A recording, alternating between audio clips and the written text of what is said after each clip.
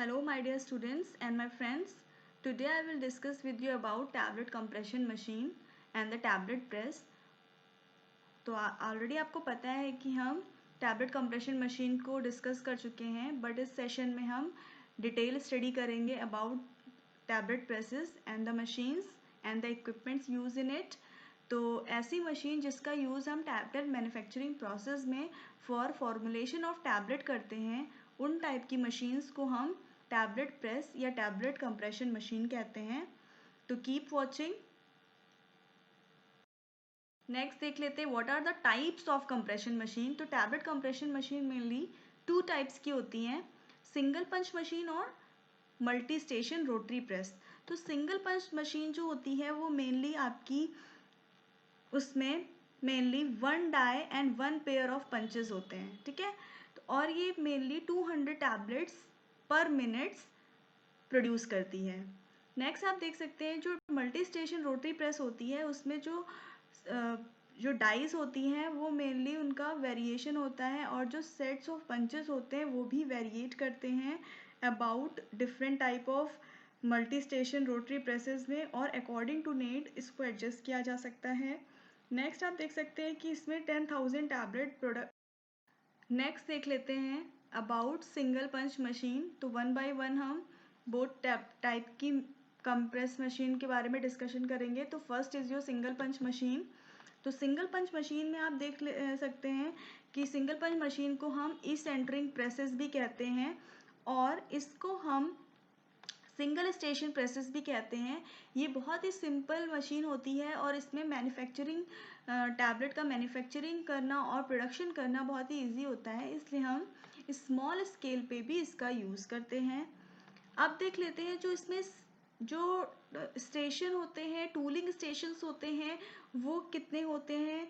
Mainly इसमें हम one die and pair of punches का यूज़ करते हैं, means one pair of upper punch and one pair of lower punch का use करते हैं। तो this is about the tooling station of single punch machine. Next आप देख सकते हैं the compaction force on the fill material is exerted by only upper punch. इसमें जो हम कॉम्पैक्शन फोर्स अप्लाई करते हैं वो मेनली अपर पंच के थ्रू करते हैं, और जो लोअर पंच होता है वो आपका स्टैटिक होता है और वो इक्वलेंट होता है हैमरिंग मोशन के, और जो अपर पंच होता है वो डायनेमिक होता है। और इस मशीन को हम स्टैंपिंग मशीन और स्टैंपिंग प्रोसेस भी कहते हैं। तो यहाँ पे बहुत इंपॉर्टेंट क्वेश्चन बनता है कि जो हैमरिंग मोशन होता है वो मेनली कौन सी टाइप की कंप्रेशन मशीन में यूज़ होता है। तो ये हम बताएंगे इसका answer, single punch machine is useful and इसी में आपका हैमरिंग मोशन अप्लाई होता है। तो ये बहुत ही इंपॉर्टेंट क्वेश्चन है। नेक्स्ट आप सिंगल पंच मशीन की पिक्चर को देख सकते हैं यहाँ पे। अब हमने आपको यहाँ पे सिंगल पंच मशीन में पंचेस को दिखाया है, नेक्स्ट हमने आपको डाइस को दिखाया है, after that you can see upper punch and lower collar को दिखाया है। नेक्स्ट यहाँ पे कॉलर लॉकर को आप देख सकते हैं। This is a picture of, देख सकते हैं what are the parts involve in single punch machine. तो first is your hopper, next is your dies, next is your lower and upper punches, next is your cam track, and after that capacity regulator, and then ejection regulator and the driving wheel. So these are the parts of single punch machine. Next you can see what are the mechanism of single punch machine. तो यहाँ पे आप देख सकते हैं बहुत ही simple way में आप देख सकते हैं कि जो सिंगल पंच मशीन होती है वो 4 स्टेप्स में कंप्लीट होती है। First is your filling, metering, compression and the ejection. अब यहाँ पे पिक्चर्स में आप देख लीजिए, यहाँ पे आप देख सकते हैं अपर पंच एंड लोअर पंच का डायरेक्शन देख सकते हैं। अपर पंच आप देख सकते हैं वो डायनेमिक है, वो अपर साइड में मूव कर रहा है, और जो लोअर पंच है वो अपनी फिक्स्ड है, स्टैटिक है। यहाँ पे हमने हॉपर के थ्रू डाइज में ग्रैन्यूल्स को इंट्रोड्यूस कराया है। तो this is the filling process. तो यहाँ पे आप देख सकते हैं ये फिलिंग है और यहाँ पे फर्स्ट स्टेप में फिलिंग प्रोसेस कंप्लीट हो रही है। नेक्स्ट सेकेंड स्टेज में आप देख सकते हैं मीटरिंग की प्रोसेस कर रहे हैं, जिसको हम वेट एडजस्टमेंट भी कहते हैं। अब यहाँ पे क्या होता है कि जो आपका एक्स्ट्रा मटेरियल और एक्स्ट्रा ग्रेन्यूल्स यहाँ आपने इंट्रोड्यूस किया है, वो डाइस में जो एक्स्ट्रा मटेरियल है उसको हम क्या करते हैं, एक्सपेल कर देते हैं। और फिर उसके बाद हम थर्ड स्टेप में देख रहे हैं कि टैबलेट का कंप्रेशन हो रहा है। कैसे हो रहा है, जो आपका अपर पंच है वो डाउनवर्ड डायरेक्शन में जाता है एंड लोअर पंच होता है, उन दोनों के बीच में कंप्रेशन फोर्स अप्लाई होता है एंड देन आपकी टैबलेट कंप्रेस हो जाती है। उसके बाद नेक्स्ट फोर्थ स्टेज में आप देख रहे होंगे टैबलेट का इजेक्शन हो रहा है। कैसे होता है कि जो अपर पंच होता है वो अपर डायरेक्शन में चला जाता है एंड लोअर पंच क्या होता है, अप साइड में मूव करता है और जिससे आपका टैबलेट एक्सपेल कर जाता है फ्रॉम डाई एंड इस तरह से आपकी टैबलेट की इजेक्शन प्रोसेस कंप्लीट होती है। तो these are the 4 steps by which single punch machine mechanism is complete. तो आप इसको देख सकते हैं इस पर्टिकुलरली इस पे। नेक्स्ट आप देख सकते हैं working mechanism and the formation of the tablet by single press. तो यहाँ पे आप इसको हमने inner side of compression machine को शो किया है by various step in the position of 1 position, 2 position, 3 position and 4 position। तो here you can see hopper में जब हमने ग्रेन्यूल्स को इंट्रोड्यूस किया तो क्या होता है, उस टाइम जो आपका पंच होता है, अपर पंच होता है वो रेस करता है एंड लोअर पंच क्या होता है, ड्रॉप डाउन होता है और उसके बाद आपका ग्रेन्यूल्स डाइस में फिल हो जाता है। देन आफ्टर क्या होता है, आपका हॉपर में जो शू होता है वो मूव करता है और उसके बाद क्या होता है, ग्रेन्यूल्स की फिलिंग होती है एंड वेट का एडजस्टमेंट होता है। देन उसके बाद आपका अपर पंच होता है, डाउनली आता है, उसके बाद लोअर पंच और अपर पंच के बीच में कंप्रेशन फोर्स अप्लाई होता है और इस तरीके से आपकी टैबलेट कंप्रेस होती है इन टूलिंग स्टेशन में, जहाँ पे die and the punches work करते हैं। थर्ड फोर्थ पोजीशन में आप देख सकते हैं जो आपकी टैबलेट होती है कंप्रेस होके इजेक्ट होके डाइस पे आके फॉर्म हो जाती है, जहाँ से टैबलेट को इजेक्ट कर लेते हैं। तो this is a cycle and ये साइकिल कंप्लीटली रोटेट करती है और रिपीटेशन में ये साइकिल कंटिन्यू रहती है और जो टैबलेट आपने फॉर्म की है इस प्रोसेस से उसको हम कलेक्टर में रिसीव कर लेते हैं। नेक्स्ट आप देख सकते हैं what are the advantages of single punch machine. अब सिंगल पंच मशीन जो होती है वो रेशनल होती है एंड स्मॉल होती है। इसका जो स्ट्रक्चर होता है वो रेशनल होता है, स्मॉल होता है। इसको ईजिली ऑपरेट और इसको हैंडल करना बहुत ही ईजी है। इसमें मेनली 220 mm डायमीटर की टैबलेट को प्रोड्यूस कर सकते हैं। It is ideal for development of tablet in small batch production. Mainly इसका यूज़ हम स्मॉल स्केल इंडस्ट्री में करते हैं और स्मॉल बैच प्रिपेयर करने में करते हैं। उसके बाद आप देख सकते हैं इसका एडवांटेज, अनदर एडवांटेज देख सकते हैं, जो सिंगल पंच टैबलेट प्रेस होता है उसमें जो होता है high amount of pressure apply होता है और जिससे वेट वेरिएशन की प्रॉब्लम सप्रेस हो जाती है। नेक्स्ट क्या होता है, इसमें वॉइस जो होती है, नॉइस कम प्रोड्यूस होती है।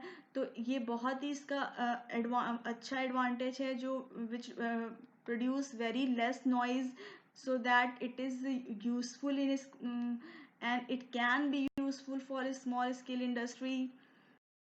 हम देख लेते हैं कि रोटरी टैबलेट मशीन के बारे में।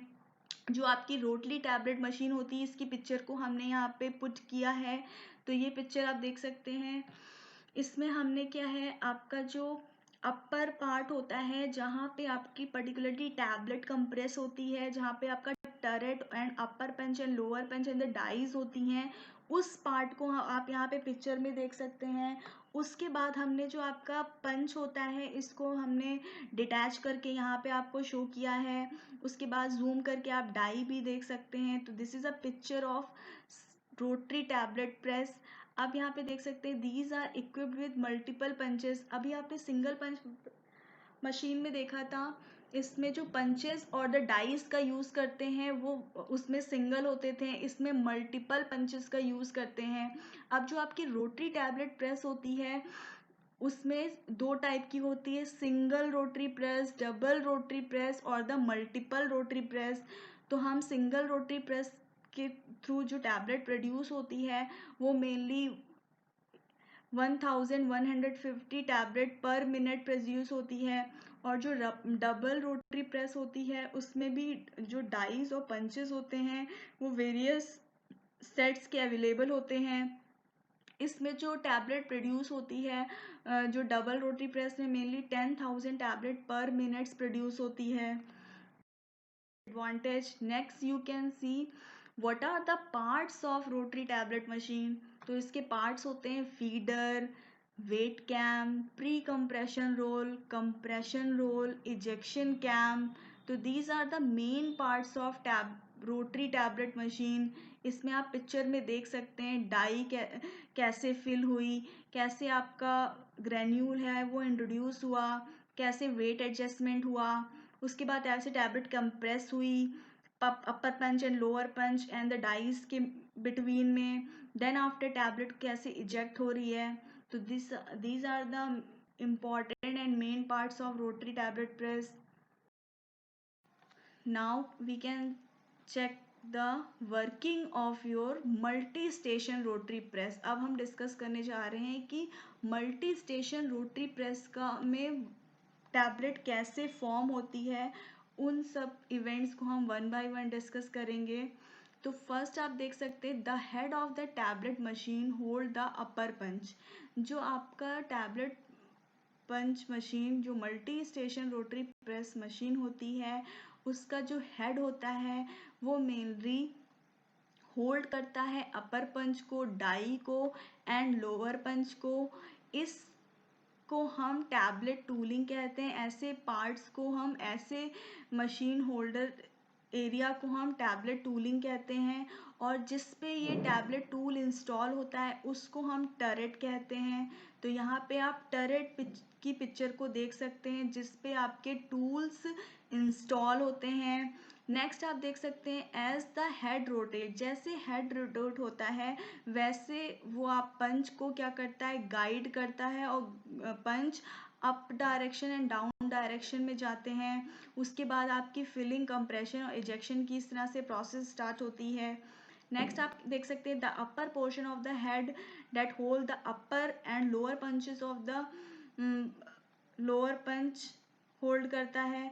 तो ऐसा एरिया, ऐसा पोर्शन जहाँ जो अपर पंच को होल्ड करता है और ऐसा एरिया जो लोअर पंच को होल्ड करता है उसको upper turret and lower turret कहते हैं। The portion holding die is called die table. ऐसा एरिया जो डाइस को होल्ड करता है उस एरिया को हम डाई टेबल कहते हैं। देन उसके बाद जो आपके कैम ट्रैक होते हैं वो मेनली पंचेस को गाइड करते हैं, उसके मूवमेंट को गाइड करते हैं कैम ट्रैक। आप से देख सकते हैं the punch then pass over a weight control cam. जो पंच होते हैं वो पास करते हैं वेट कंट्रोल कैम्प को और वो रिड्यूस करता है फिलिंग को और जो डिज़ायर्ड अमाउंट होता है उतना ही लेते हैं, एक्सेस अमाउंट को रिमूव कर देते हैं। A swipe of tablet at the end frame removes excess granulation. उसके बाद क्या होता है, हमने आपको बताया कि जो आपका एक्सेस अमाउंट होता है ग्रैनुलेशन का वो क्या होता है, वो रिमूव हो जाता है। उसके बाद क्या होता है the lower punch travel over the lower compression roll. जो आपका लोअर पंच होता है ट्रेवल करता है लोअर कंप्रेशन रोल के थ्रू और जो आपका अपर पंच होता है उसके बीनीथ में होता है और अपर कंप्रेशन रोल की तरफ मूव करता है। इस तरीके से साइमल्टेनियसली बोथ का roll, lower compression roll and upper compression roll एक साथ ऑपरेट होते हैं कंप्रेशन मशीन में। तो here you can see in the picture of compression roller जो रेगुलेट करते हैं कंप्रेशन फोर्स को। अब देख लेते हैं the upper punch enter the fix distance into the die. जो आपका अपर पंच होता है एक फिक्स डिस्टेंस से डाइज में अब मूव करने लगता है। उसके बाद क्या होता है जो लोअर पंच होता है ऊपर की तरफ रेस करता है अपर डायरेक्शन में और जो ग्रैन्यूल्स होता है उसका कॉम्पैक्ट मास फॉर्म होता है डाइस के अंदर। After the moment of compression, the upper punch are withdraw as the follow the lower punch raise cam. उसके बाद क्या होता है, जब compression का moment होता है, एंड हो जाता है, तो अपर पंच क्या होते हैं, विदड्रॉ कर जाते हैं. उसके बाद जो लोअर पंच होते हैं ऊपर की तरफ अप डायरेक्शन में राइड करते हैं. एंड जो आपकी जो टैबलेट प्रिपेयर होती है वो डाइस के सरफेस पे आके फ्लैश ऑफ हो जाती है. उसके बाद जो आपका होता है टैबलेट जो प्रिपेयर होती है उसको ब्लेड के थ्रू स्वीप ऑफ कर लेते हैं. उसके बाद वो क्यूट में जाके डाउनली रिसेप्टर में आके कलेक्ट हो जाती है.